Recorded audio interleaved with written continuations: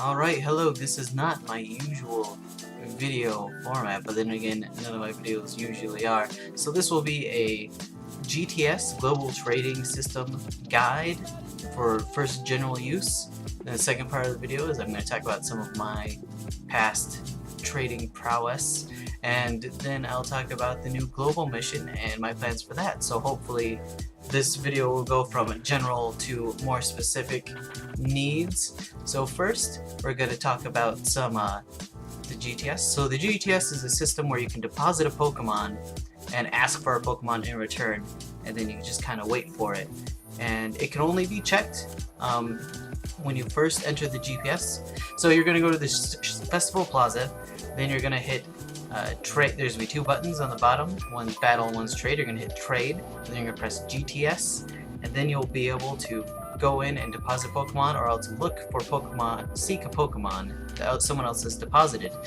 Some of these that I have here are seeks, and some of them were deposit. I'm pretty sure this one, I was seeking that one. So generally, I would say do not leave a Pokemon deposited in the GTS for more than a day. If it has been 24 hours and the Pokemon hasn't been traded, it's probably not going to be. So check on that after a day. If you still have the Pokemon, take it out. You'll have to try a different trade. Rule number 2. You'll always want to go for some kind of equal or lesser trade, and not equal as in the mind or equal as in like even stats, but like a lot of people try to trade shinies online, and it's hard to tell when it's a genuine shiny. You have to like put a tag in there, and like shinies aren't all that great unless, you know, someone really wants shinies. It's a niche kind of thing, so you could be waiting a really long time.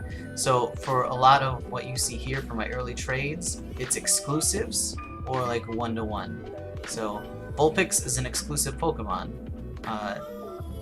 So is Patelli.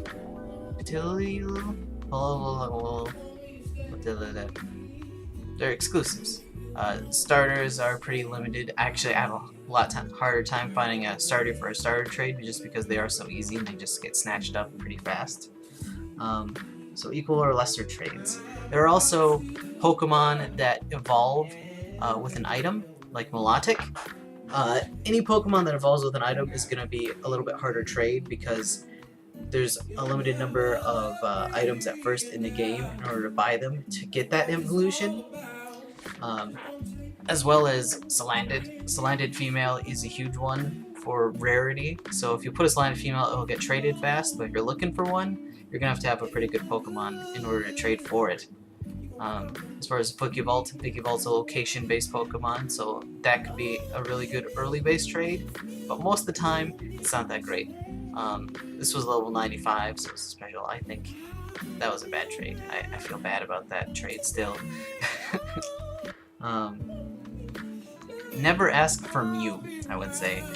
Mew is super rare because all of the giveaway Mews cannot be traded on the GTS, and people definitely don't want to trade their Mews away. If you want to do it to fill your Pokedex, your better shot is to take out the deposited Pokemon that you have in for a Mew, and you'll want to connect yourself to a community of Pokemon people, like on me or on forums, on videos. You can connect with people that trade, and then a direct trade is the best way to get a Mew. I would not do a GTS at all for that guy. Even trades are fantastic. So earlier you saw this guy, Kadabra for Kadabra. It's one of the best trades you can kind of do because there will always be someone looking to evolve their Kadabra for trading, and it's fastest over GTS. If you find someone else who's looking for a Kadabra, just deposit your Kadabra, you can get one out, it'll happen super fast. A traded Pokemon gains more experience. Number 4, have fun. Trading on the GTS is really fun and a bit addictive. I have trouble going a day leaving my deposit box empty. I always want something to deposit and something to trade. So it does get really fun doing it, and you just gotta kind of be loose with it. Alright, so my big history with trading is I started trading things back in X and Y. It's my first experience with GTS. And in X and Y, Magikarp was my go-to guy.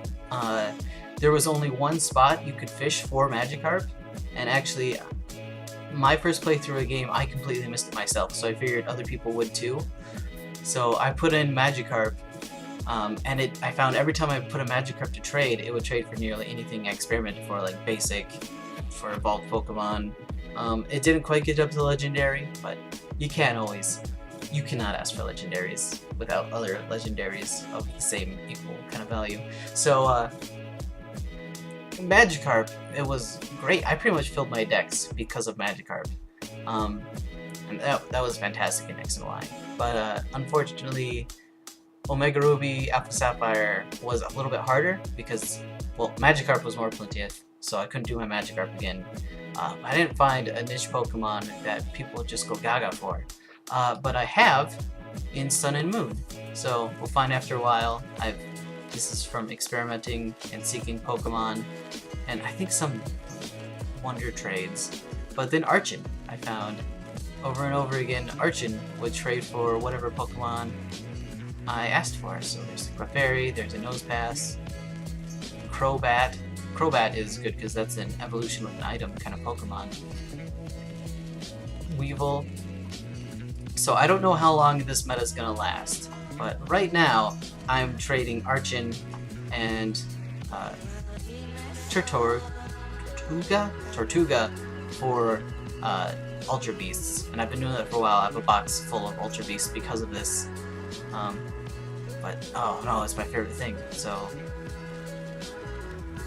Porygon Z, Buzzwole, Typhonal Iodid. That was I saw this one from my living Pokedex. For the most part, the fossil Pokemon have been trading really well in the meta. I got another set of I used my extra Celesteela for another set of Tapus for my living Pokedex. Yeah. So right now the magic Pokemon that people will trade almost anything for, you know, aside from Ultras, well, some Ultra Beasts, but not, I'd say, Legendaries, is the two fossil Pokemon, because they're game exclusive and you need a process in order to wake them up, and not everyone knows, one, where to buy them, and two, like, where to use them, so they're trading really fast. So I was really excited last night when I saw this, because GTS, I feel like I am not an expert, but I feel like I'm pretty experienced in GTS, and I'm really happy with the results of my trading and with my strategies, so I thought I would share that now.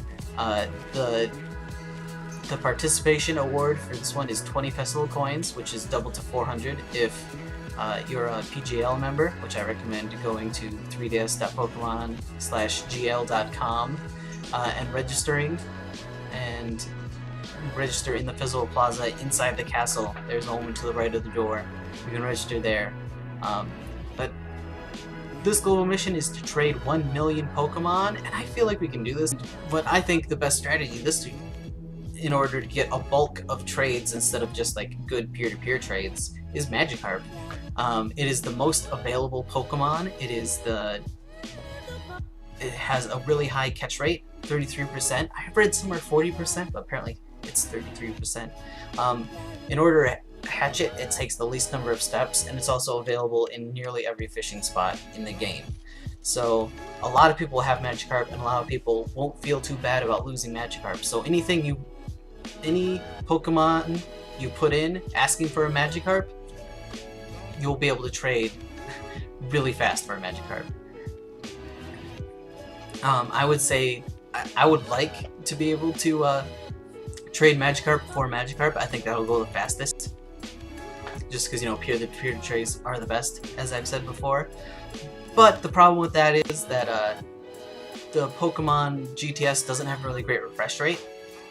So a lot of times, well, sometimes you'll go into a good trade and you'll enter and you'll find, when you go into the box to pick your Pokemon and trade, you'll come out and say this Pokemon's already been traded.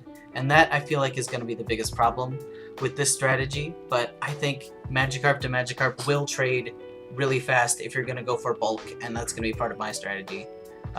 Dumping a Magikarp and then trying to pick up some Magikarp. Hashtag dump pickup Magikarp.